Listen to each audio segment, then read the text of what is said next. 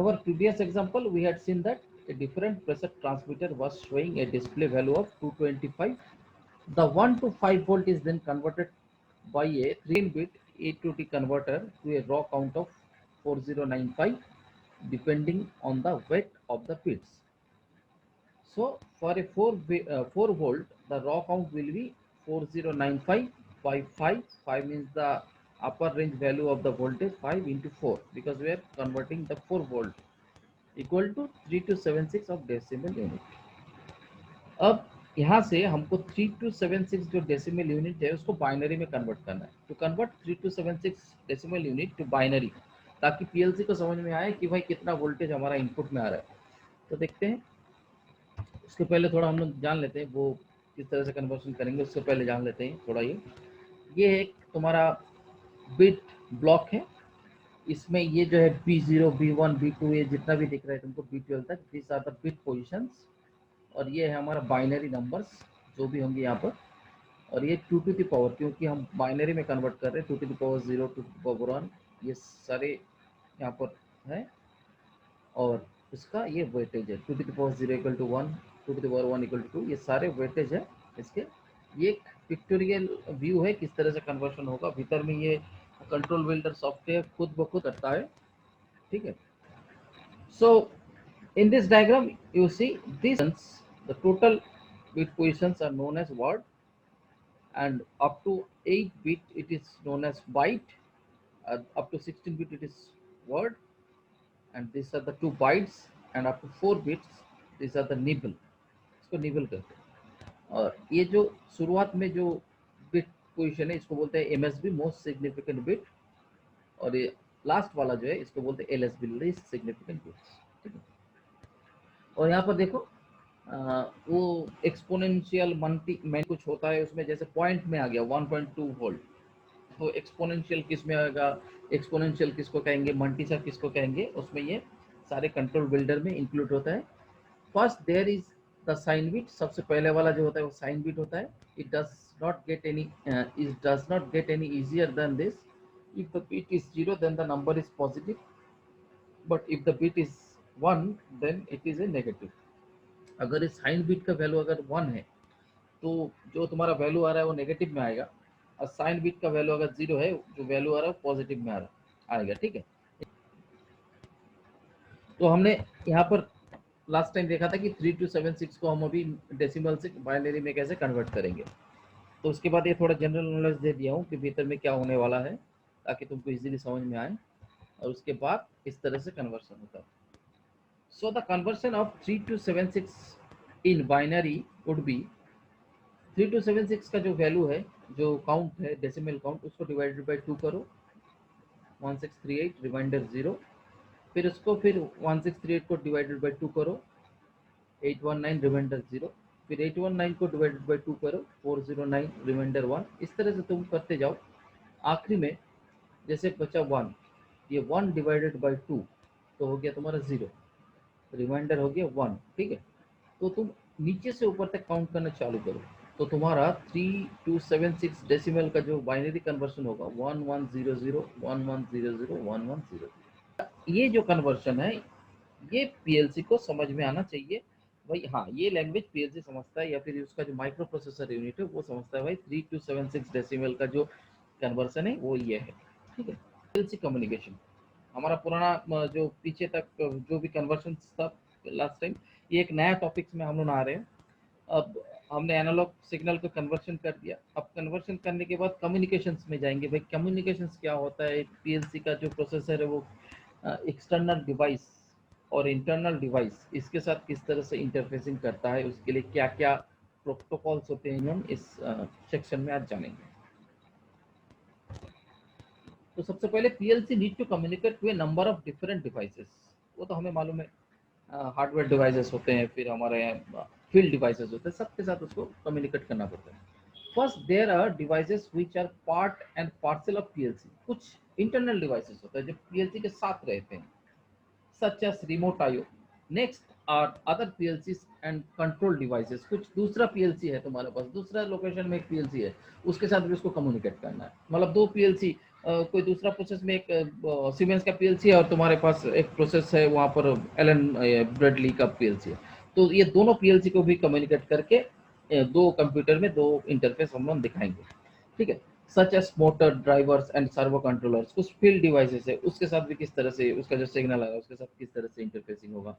Communication with some types of operator interface devices is also often required for its internet connectivity. कुछ internet connectivities का भी जरूरत होता है, कुछ रिमोट सेक्शन में, या फिर जहाँ पर मतलब हमारा जो सेटअप है वो बहुत ज़्यादा दूर में है, वहाँ पर हम लोग, या फिर लोकल एरिया नेटवर्क लैन के थ्रू भी हम लोग कनेक्शन वहाँ पर जो सिग्नल है उसको हम लोग भेजते हैं।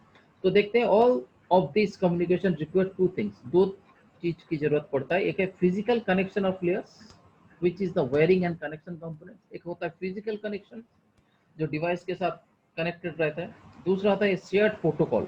एक प्रोटोकॉल होना चाहिए which is the common language allowing each device to understand. हर एक डिवाइस का जितना भी डिवाइस उसके साथ एसोसिएटेड है पेरिफेरल में, उसका एक प्रोटोकॉल होगा। भाई ऐसा नहीं कि मैं जैसे इंटरप्रेटर होता है, कोई अगर जापान के लोग इंडिया में आते हैं तो एक इंटरप्रेटर लगता है, कोई एक इंडियन रखता है जिसको जापानीज मालूम है, वो क्या करता है वो जापानीज लैंग्वेज को इंडिया में कन्वर्ट करता है। तो इसी तरह से जितने भी इंटरफेसिंग डिवाइस है उसके कॉमन प्रोटोकॉल होना चाहिए कि भाई हाँ ये सबको ये लैंग्वेज मालूम है, सबको ये क्राइटेरिया होना चाहिए, ठीक है। each device to understand what the bits and bytes in the communication message mean। मतलब अभी जो मैं तुमको दिखाया बिट्स और बाइट्स के बारे में, तो बिट्स क्या होता है और बाइट्स क्या होता है, किस तरह से कम्युनिकेट करेगा, नेबल क्या है, वर्ड क्या है, कुछ की टर्म्स है।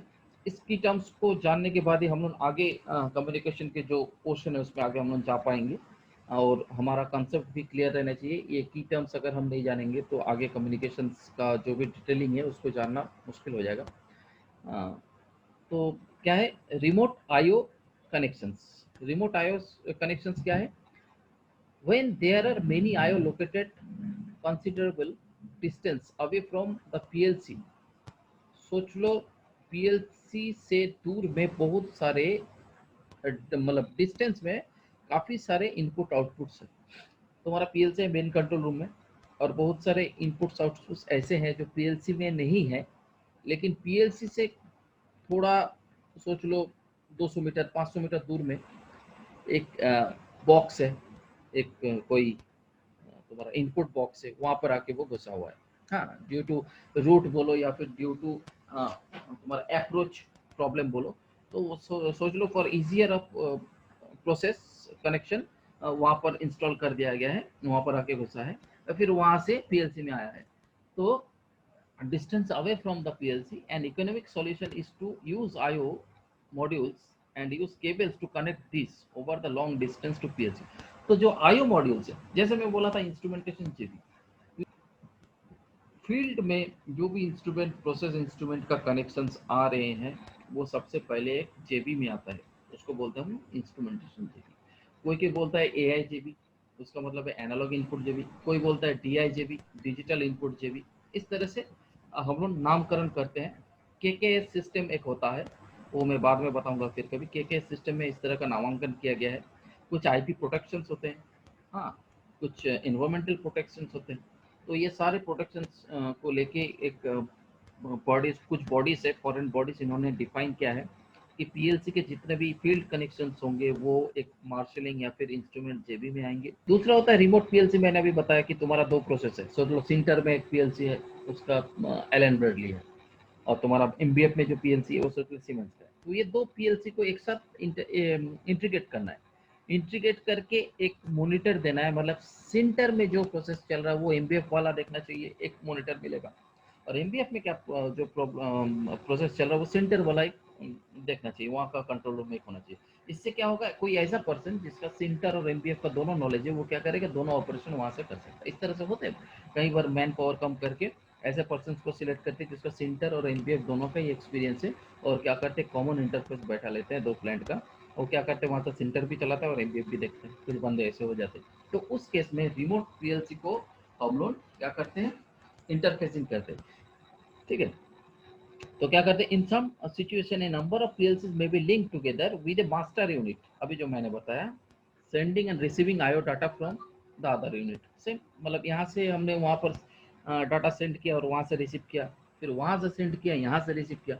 ये होता है रिमोट पीएलसी। मतलब सेंटर वाले के लिए एमबीएफ का जो पीएलसी है वो रिमोट हो गया, और एमबीएफ वालों के लिए जो सेंटर का पीएलसी है वो हो गया रिमोट। ठीक है। अब इसके बाद आता है तुम्हारा पैरेलल कम्युनिकेशन। पैरेलल कम्युनिकेशन क्या है? Parallel communication is when all the constituent bit of a word are simultaneously transmitted along parallel cables।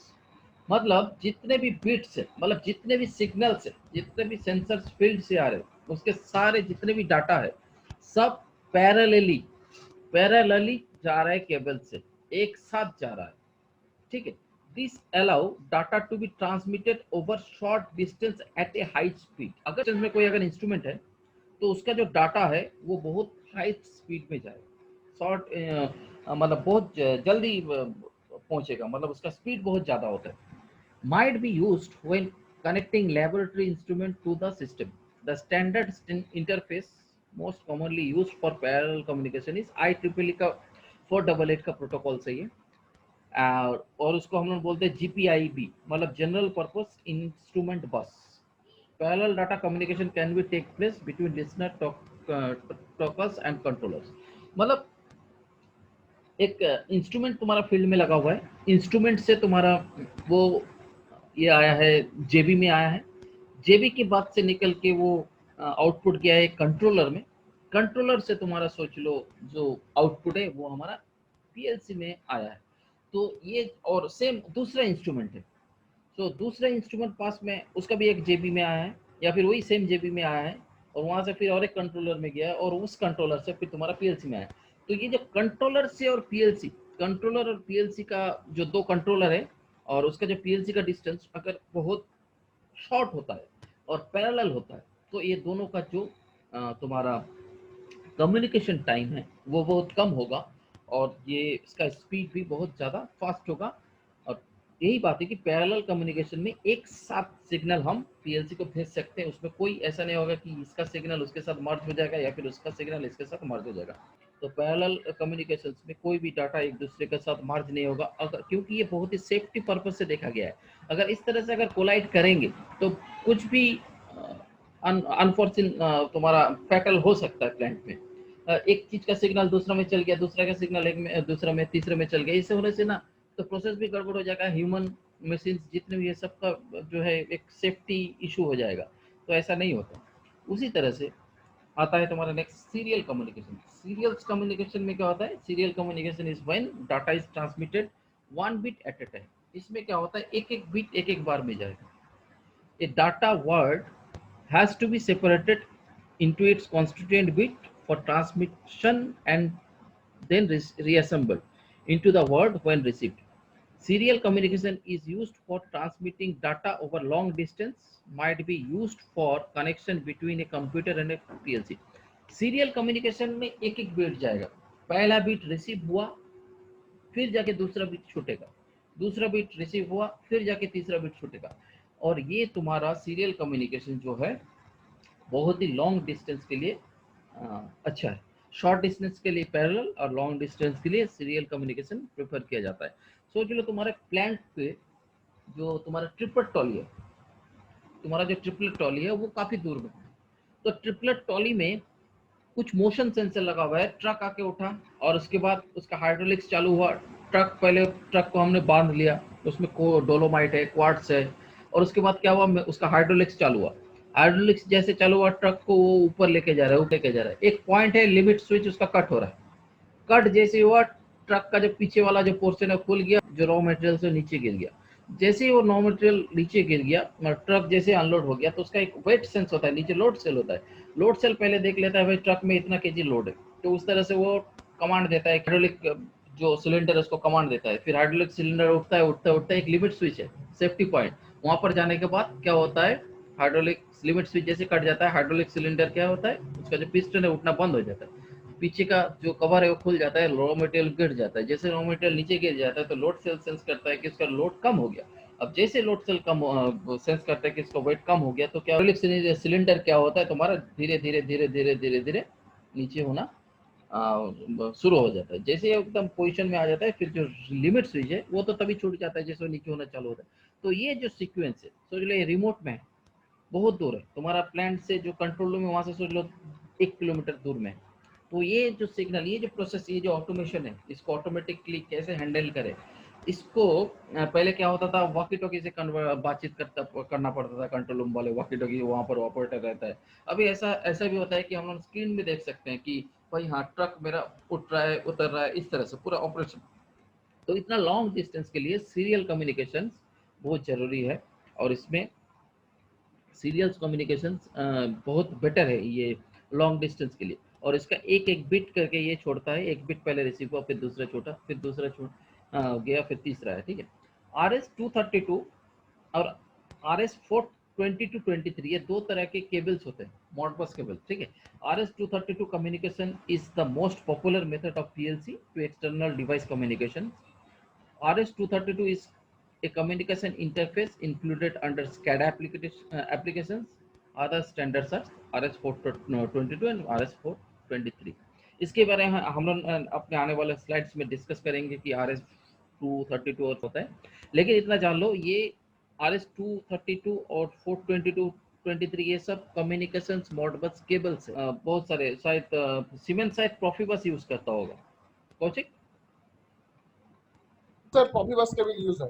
हाँ, कॉपी एलन ब्रेडली जो है वो तुम्हारा RS-232 या फिर 422 ये सब यूज करता है, ठीक है। ये सब इनिशियल स्टेज, मतलब बहुत पहले ये सब आया था मार्केट में, और उसके बाद हर एक ने अपना प्रोटोकॉल यूज किया।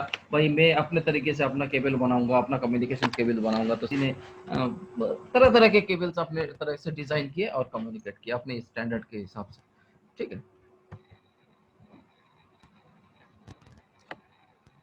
There are two types of RS-232 device.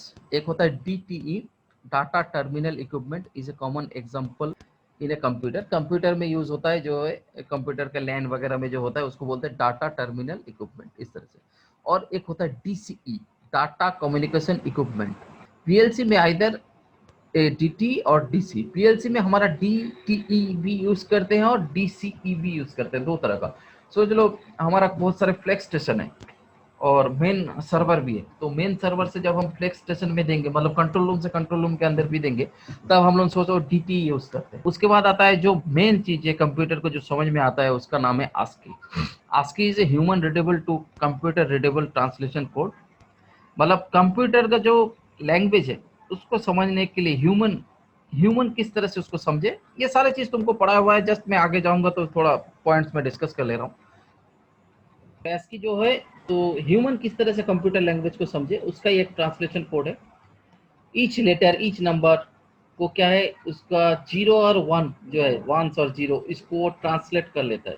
It's a 7 bit code, so we can translate 128 character. तो 2 to the power 7 equal to 128, मतलब, ठीक है। नेक्स्ट आता हूँ, STX and ETX। Sometimes an STX and ETX pair is used for transmission reception as well. STX क्या होता है, start of text, और ETX होता है एंड ऑफ टेक्स्ट। मतलब तो वो सिग्नल आने से पहले PLC को एक वार्निंग आता है कि भाई हाँ एक टेक्स्ट आ रहा है, एक वैल्यू आ रहा है, ठीक है। और वो वैल्यू एग्जीक्यूट हो जाने के बाद PLC के पास एक फिर से मैसेज जाता है कि भाई हाँ वो चला गया, वैल्यू चला गया। तो उसी को बोलते हैं start of text or end of text.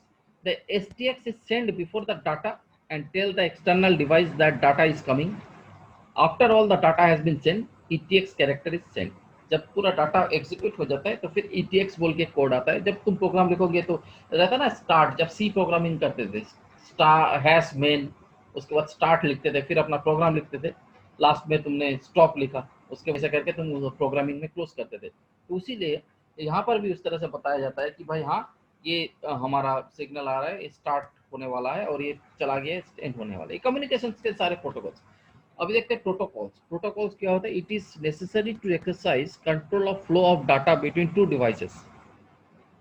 अभी मैंने बात किया कि दो आदमी है, एक इंडियन एक जापानीज है, एक दूसरे को बात समझ नहीं आना चाहिए, इसलिए क्या होना चाहिए, इंडियन को जापानीज जानना चाहिए और जापानीज को इंडियन जानना चाहिए। अगर ये नहीं जानेंगे तो बीच में एक इंटरप्रेटर होना चाहिए जो कि दोनों के लैंग्वेज को कन्वर्ट करके एक दूसरे को समझा सके। It is necessary to exercise control of flow of data between two devices. So what constitutes the message and how the communication is to be initiated and terminated is defined. This is termed as protocol. One device needs to indicate to the other to start or stop sending data. In order to facilitate communications between different devices, the International Standard of Organization (ISO) in 1979 devised a model to be used for station for open system interconnection. तो ये जो communications के बहुत सारे इतने सारे rules है, उसको एक यूनिट करके 1979 आईओसी ने एक ओपन सिस्टम इंटरकनेक्शंस बोल के एक स्टैंडर्ड डेवलप किया. ये ओपन सिस्टम इंटरकनेक्शंस क्या है, हम अपने नेक्स्ट स्लाइड में थोड़ा इसको समझने का कोशिश करेंगे. तो उससे पहले थोड़ा हम लोग जान लेते हैं कि कम्युनिकेशन की जब बात करें तो RS-232 मैंने जब पिछले इसमें बताया कि RS-232, RS-422 या फिर RS-423 या फिर RS-485. RS-485 को मैं ये लिया हूँ क्योंकि ये काफ़ी एडवांस है. तो RS-232 कम्युनिकेशंस जो अभी तुम लोगों ने बात की, जो है बहुत ही ओल्ड है और बहुत ही बेसिक एक कम्युनिकेशंस का एक ये है जरिया है. तो इसको पहले समझते हैं. What is RS-232 communication? RS-232 is a asynchronous communication method. ये एसिंक्रोनाइज कम्युनिकेशन मेथड क्या है? एसिंक्रोनाइज किसको कहते हैं? एसिंक्रोनाइज इट इज ए, सोचो, it is A transmission of data generally without the use of an external clock signal, where data can be transmitted intermittently rather than a steady state. इसको बोलते हैं एसिंक्रोनाइज communication. मतलब सोच लो कोई दो आदमी, when two or more people can communicate without their presence in a specific location at the same time. मतलब कोई दो आदमी ऐसा है जो जिसको कम्युनिकेट करना है, वो मतलब कोई स्पेसिफिक लोकेशन में प्रेजेंस नहीं है, एक स्पेसिफिक टाइम में प्रेजेंस नहीं है, लेकिन फिर भी उसके बीच में कम्युनिकेशन हो रहा है. फिर भी मतलब एक आदमी ने अपना कुछ कहा, दूसरा आदमी वहां पर प्रेजेंट नहीं है वो टाइम में, लेकिन बाद में उसको वो मैसेज मिल रहा है कि भाई हाँ उसने ये कहा. तो फिर वो मैसेज मिलने के बाद इसने क्या किया, फिर इसने अपना रिप्लाई किया, तो वो आदमी वहां पर ऑलरेडी नहीं है, चला गया है या फिर प्रेजेंट ही नहीं है फिजिकली. तो बाद में उसने जब देखा कि हाँ इसने ये कहा, तो इस तरह से एक पैसिव कम्युनिकेशन बोलते हैं. इसका एग्जांपल, बहुत बढ़िया एग्जांपल है तुम्हारा ईमेल. जैसे तुमने ईमेल किया किसी को, कोई बंदे को ईमेल, जैसे तुमने अपना सीवी भेजा कोई एचआर को, वो एचआर 2 दिन बाद उसको पढ़ के तुमको रिप्लाई देता है. इंस्टेंट नहीं देता है कि Kaushik, Saurabh, I have received your email, you are attending a walk in interview tomorrow. ऐसा कुछ नहीं. मतलब आज तुमने ईमेल किया, 2 दिन बाद रिप्लाई आया, 7 दिन बाद. This is a synchronize mode of communication. या फिर सोच लो तुम फेसबुक या फिर व्हाट्सअप या फिर तुम्हारे जो फोन में अपडेट्स आते हैं कि भाई अपडेट्स होने वाले हैं, या फिर तुम फेसबुक में किसी को मैसेज देते हो, मैसेज दिया तुमने, चैट किया, 2 दिन बाद उसने रिप्लाई दिया. व्हाट्सएप में किसी का तुमने कुछ भेजा, उसने सोच लो 2 घंटा बाद देखा, वो जो ब्लू टिक हो जाता है. ये सब है एसिंक्रोनाइज, मतलब पैसिव मोड ऑफ कम्युनिकेशन. और उसी तरह से एक आता है तुम्हारा सिंक्रोनाइज कम्युनिकेशन. सिंक्रोनाइज कम्युनिकेशन मतलब दोनों में सिंक्रोनाइजेशन है. All the people to be present on a meeting at a specific location at the exact moment of time. एक ही टाइम में प्रेजेंट है सब आदमी वहाँ पर मीटिंग के लिए. जैसे हो गया हमारा जूम क्लासेस, अभी हम लोग सब एक साथ प्रेजेंट है. This is a synchronize mode of communication. Skype में वीडियो कॉल होता है, या फिर फोन कॉल, कोई तुम किसी को फोन करते हो तो अगले वाला बंदा वहाँ पर हाजिर रहता है. ठीक है. All this are active communication. On side meeting, तुम्हारा बॉस ने एक कॉन्फ्रेंस रूम में 10 बजे मीटिंग बुलाया है कि भाई सब जूनियर, सब जो सीनियर लेवल के हैं सब आएंगे, हम लोग कैसे अपना मेंटेनेंस प्लानिंग को, और मेंटेनेंस प्लानिंग में और किस तरह से इंप्रूवमेंट ला सकते हैं, आज 10 बजे से एक मीटिंग होगा, तो सब पहुंच जाते हैं वहाँ पर. ये है तुम्हारा सिंक्रोनाइज कम्युनिकेशन. उसी तरह से RS-485 कम्युनिकेशन जो है एडवांस है. RS-485 is one of the multi-drop communications that allow us to talk to multiple devices. तो जैसे कि हमने RS-232 और RS-485 का बातचीत हम लोग कर रहे थे, डिस्कशन कर रहे थे, तो कुछ इसका की कैरेक्टरिस्टिक्स है in case of serial interface. जैसे दोनों का कुछ स्पेसिफिकेशन दिया गया है. पैरामीटर, लाइन कॉन्फ़िगरेशन, RS-232 है सिंगल एंडेड और RS-485 है डिफरेंशियल. ठीक है. मोड ऑफ ऑपरेशन सिंप्लेक्स और फुल डुप्लेक्स, इसमें सिंप्लेक्स और हाफ डुप्लेक्स, ठीक है। मैक्सिमम केबल लेंथ 50 फीट और इसमें 4000 feet. Maximum data rate at maximum cable length 20 kilobits per second और ये 10 एमबीपीएस इसका है data rate, data transfer rate बोल सकते हैं। Typical logic level +5 to ±15 volt. मैंने जैसे बताया था कि +12 वोल्ट में वो 0 लेगा, -1 लेगा और -12 वोल्ट में 0 लेगा। और इसका है ±1.5 to ±6 volt. Minimum receiver input impedance 3 to 7 kilo और ये 12 किलो। ये सब इंटरनल रेजिस्टेंस और इम्पीडेंस का बातचीत है, इसका स्पेसिफिकेशन दिया गया है। एक टिपिकल में एग्जांपल ले आऊँ समझाने के लिए कि दोनों में क्या डिफरेंस है, कौन बेहतर है। रिसीवर सेंसिटिविटी है इसका ±3 वोल्ट में और इसका ±200 मिली वोल्ट में इसका सेंसिटिविटी। मतलब इसका सेंसिटिविटी बहुत फास्ट है, मतलब ±200 मिली वोल्ट आने से ही इसका जो चैनल है सीरियल इंटरफेस का जो ये है वो रिसीव करना चालू कर लेता है, मतलब उसका सेंसिटिविटी इतना फास्ट है। जबकि इसका थोड़ा देखो वो है, इसका ±3 वोल्ट, इसका जो है इधर देखो केबल लेंथ 50 फीट तक की है, इसका 4000 है। इसका डाटा ट्रांसफर किलोबिट्स में है 20, इसका 10 है। ये सिंप्लेक्स फुल डुप्लेक्स है। सिंप्लेक्स मतलब सिंगल केबल, फुल डुप्लेक्स मतलब डुअल केबल। इसका सिंप्लेक्स और हाफ डुप्लेक्स, सिंप्लेक्स बाय या फिर हाफ डुप्लेक्स, ठीक है।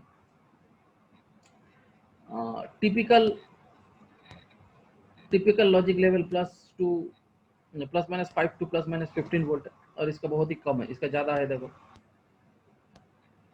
तो आज हम लोग देखेंगे ओएसआई में क्या क्या चीज़ें। तो आईएसओ का ये स्टैंडर्ड है ओएसआई, कुछ बेसिक रेगुलेशंस और स्टैंडर्ड बनाया गया आईटी इक्विपमेंट्स के लिए, कनेक्टिविटी के लिए। The open system interconnection model, it is a conceptual model that characterize and standardize the communication functions of a telemetry or computing system without regards to its underlying internal structure and technology।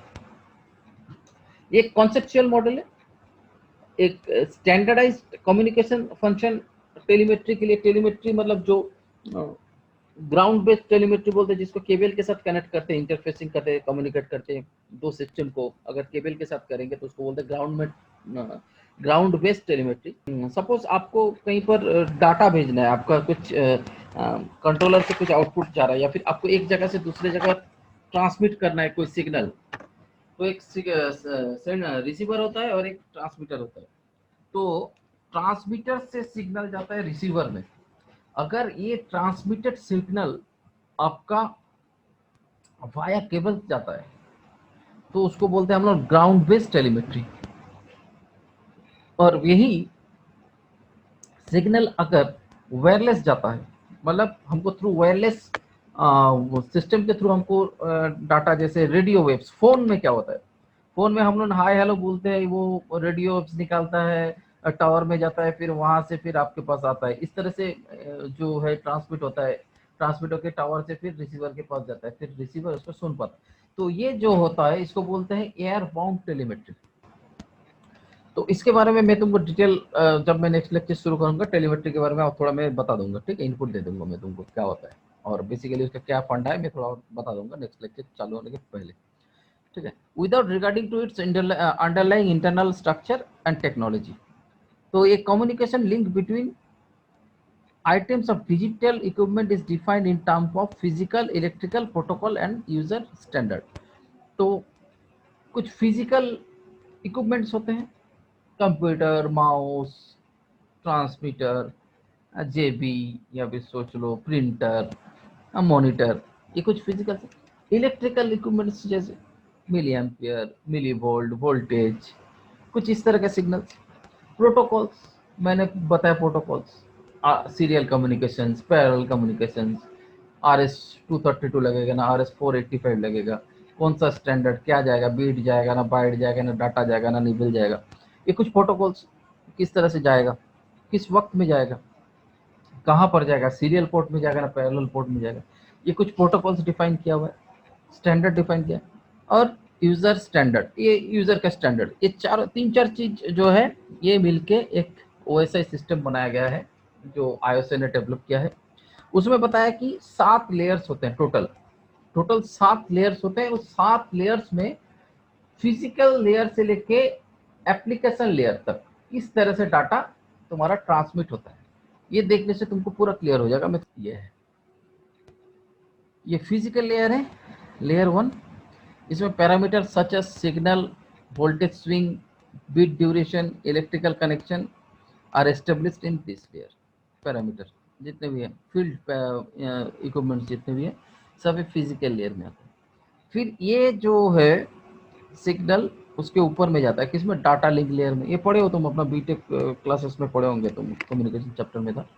Outgoing message are assembled into frame and acknowledged, error detection and error correction is performed. इसमें outgoing message जो है उसको assembled किया जाता है, उसको framing किया जाता है, और उसमें अगर एरर कुछ है तो उसको डिटेक्ट किया जाता है और करेक्ट किया जाता है। फिर जाता है वो मैसेज को, वो जो सिग्नल है उसको फिर आगे भेजा जाता है, मतलब नेटवर्क में भेजा जाता है। ठीक है, इसका और एक क्लियर पिक्चर है, मैं नेक्स्ट डायग्राम में दिखाता हूँ, या फिर तुम देख लो, समझ में आएगा। ये देखो, ये फिजिकल लेयर में फील्ड कम्युनिकेशन हो रहा है, ट्रांसमिशन मीडिया, ठीक है, फाइबर, ऑप्टिकल फाइबर, ये कॉपर फाइबर, वायरलेस का ट्रांसमिशन मीडिया, फील्ड कम्युनिकेशन जितने भी है सब यहाँ पर आए हुए हैं फिजिकल एक लेयर में। फिर उसके बाद फिजिकल जो लेयर है वहाँ से जितने भी इंस्ट्रूमेंट बाहर से आ रहे हैं सब कनेक्टेड एक जगह पे आगे हैं। उसके बाद वो क्या कर रहा है, वो सिग्नल को थ्रू इथरनेट या फिर डीएल, डाटा लिंक लेयर, इसके माध्यम से उसको वो आगे भेज रहे हैं। कहाँ भेज रहे हैं? नेटवर्क में भेज रहे हैं। अब नेटवर्क में भेज देते रहे तो भाई एक आईपी होगा, इंटरनेट प्रोटोकॉल्स, ये नेटवर्क में आ गया। और फिर नेटवर्क में आ जाने के बाद वो डाटा, ये जो सिग्नल है कौन आईपी में जाएगा, वो सिग्नल कौन आईपी में जाएगा, इस तरह से पूरा उसको सेक्शनाइज किया गया।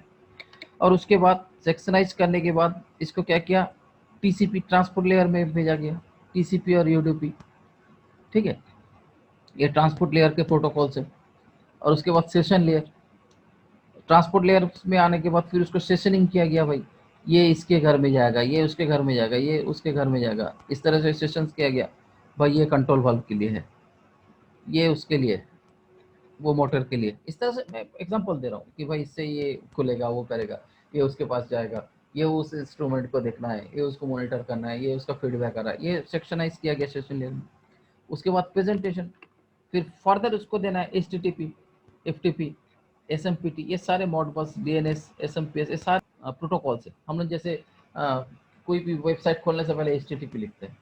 हाइपर टेक्स्ट यूजर के पास जाता है भाई, हाँ फिजिकल लेयर कहाँ जाना है, यूजर के पास। हाँ जी, वो चीज मतलब जैसे डाकिया चिट्ठी लेके तुम्हारे घर में आता है, तो चिट्ठी लिखने वाला पहले डाक बॉक्स में भेजता है, फिर वहाँ से पोस्ट ऑफिस में जाता है, वहाँ स्टैंप लगता है, उसके बाद जो डेस्टिनेशन है वहाँ पर पहुँचता है, फिर वहाँ से फिर से वो पोस्ट ऑफिस में जाता है, छटाई होता है, फिर वहाँ से छटाई होकर उसको लोकेशन फाउंड होता है, भाई हाँ ये इसको घर में जाना है, फिर डाकिया लेके तुम्हारे घर में पहुँचता है।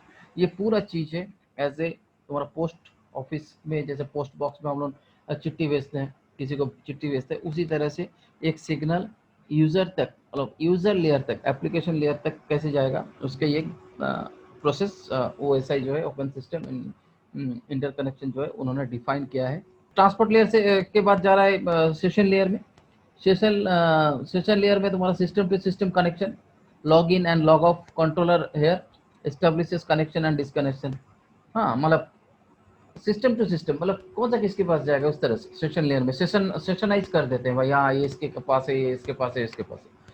फिर प्रेजेंटेशन लेयर में होता है कि जो आया है, जो सिग्नल आया है वो कौन सा लैंग्वेज में है, वो कौन सा कोड में है, वो कौन सा फॉर्मेट में है। सिग्नल आता है, सोच लो 01010101, इसको समझ में नहीं आएगा तो उसको एक कन्वर्शन करके 12 एप्लीकेशन लेयर, मतलब जहां पर वो अप्लाई किया जाता है, जो यूजर मतलब एंड यूजर है उसके पास पहुंच जाता है। मतलब चिट्ठी मेरे पास आ गया, डाकिया चिट्ठी मेरे पास ला के दिया, मेरे मामा जी ने मुझे चिट्ठी लिखा है गुजरात से, चिट्ठी मेरे पास आ चुका है। तो ये जो है फाइनली एप्लीकेशन लेयर का काम है। The level seen by the user, user को चिट्ठी मिल जाता है द यूजर इंटरफेस, और वो उसको उस तरह से अपना इस्तेमाल करता है। उसको जो भी फर्दर एग्जीक्यूशन है यूजर उसको फिर अपना फर्दर एग्जीक्यूशन करता है। ठीक है, तो ये जो है 7 लेयर्स में किस तरह से सिग्नल फिजिकल लेयर से लेके यूजर एंड तक पहुंचता है, एग्जीक्यूट होता है। इसको वैसे ही मॉडल में बताया गया कम्युनिकेशन सिस्टम के। ये हम लोग पीएलसी कम्युनिकेशन में भी देख रहे हैं, सेम चीज़ यूज़ होता है। आईटी नेटवर्क का ये प्रोटोकॉल है, आईटी नेटवर्क का ये स्टैंडर्ड है, जो कि जबकि ये सॉफ्टवेयर पार्ट पीएलसी का जो पार्ट एक हार्डवेयर पार्ट है, पीएलसी ऐसा चीज़ है एक हार्डवेयर पार्ट है, फिर बीच में थोड़ा बहुत इसका सॉफ्टवेयर है, और टोटली ये सॉफ्टवेयर के साथ साथ कम्युनिकेशन सिस्टम को भी लेके चलता है। ठीक है, तो ये पूरा एक मिक्स्ड बोल सकते हैं कि पीएलसी में हमने इलेक्ट्रॉनिक्स इलेक्ट्रिकल इंस्ट्रूमेंटेशन का एक पूरा मिक्स्ड चीज़ हम लोग इसमें पाते हैं। ठीक है, तो आज इतना ही रखेंगे। इसके बाद हम लोग अपना नेक्स्ट टॉपिक हम लोग नेक्स्ट लेक्चर में देखेंगे। उसमें मैं थोड़ा तुम लोगों को टेलीमेट्री के बारे में भी बता दूंगा कि टेलीमेट्री और फाइनली और क्या होता है, किस तरह से, और तुम उसको थोड़ा जानने से तुम्हारा थोड़ा सेल्फ इम्प्रूवमेंट होगा टेलीमेट्री के बारे में। तो ये 2 क्वेश्चंस है फाइनली जो है इंटरव्यू में पूछे जाते हैं अक्सर। How serial communication is different from parallel communication in A PLC system. बहुत बार पूछा जाता है, सोवा पावर वेस्ट बंगाल 2016 में पूछा गया था ये। तो इसका आंसर है ये सिंपल 2 लाइंस का आंसर है, ज़्यादा बहुत लंबा नहीं खींचना है। पहले सीरियल कम्युनिकेशन बता दिया, फिर पैरेलल बताया, इतना सारा नहीं होता है। जो इंटरव्यूअर होता है बहुत स्पेसिफिक 2 लाइन का आंसर ही पसंद करता है। Serial communication is the process of sending data 1 bit at a time, subsequently over a communication channel or computer bus. This is in contrast to parallel communication, where several bits are sent as a whole on a link with several parallel channels. ये simple 2 line का answer है।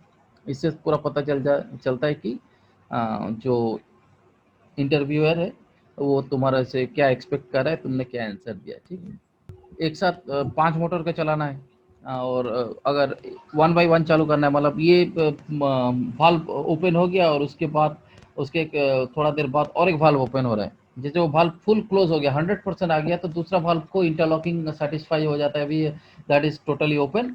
तो दूसरा valve को तुम्हारा command मिलता है, तो फिर वो चालू होता है, ओपन हो जाता है। फिर जब वो फुल ओपन हो जाता है तो तीसरा वाल्व को उसका एक फीडबैक सिग्नल जाता है कि हाँ दूसरा वाल्व ओपन हो गया। तो this is a type of तुम्हारा सीरियल कम्युनिकेशन। और पैरेलली मतलब जैसे मैंने एक कमांड दिया तो उससे 5 वाल्व एक साथ ओपन हो गए।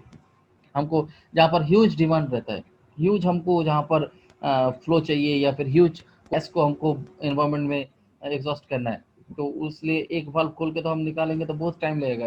अगर एक साथ 5 वाल्व एक ही साथ खोल दिए तो बहुत ज़्यादा ह्यूज, तो हमारा जो सिस्टम है उसका जो है सेफ्टी बना रहेगा।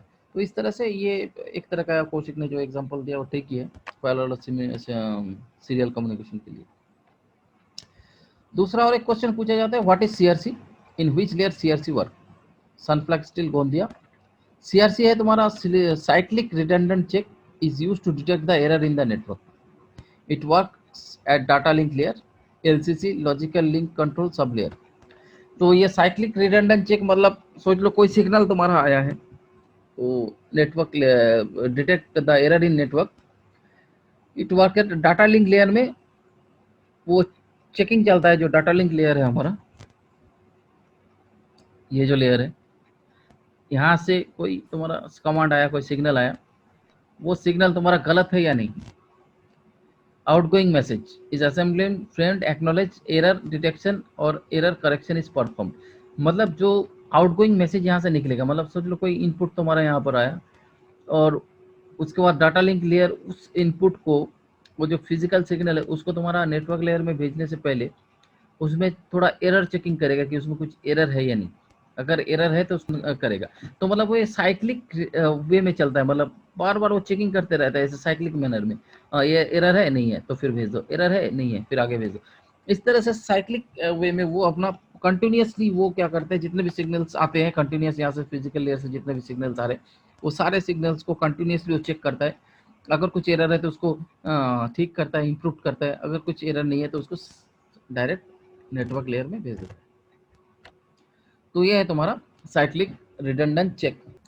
तो आज यहीं तक रखते हैं। ठीक है सर। हाँ, हम लोग ठीक है सर। नेक्स्ट लेक्चर में हम लोग पीएलसी के और डिटेल और तुम लोग को क्या चाहिए मुझे बोल सकते हो क्या, और इसके बाद तुम लोग को और क्या क्या चाहिए, क्या क्या जानना है, तो मैं थोड़ा नोट कर लेता हूँ।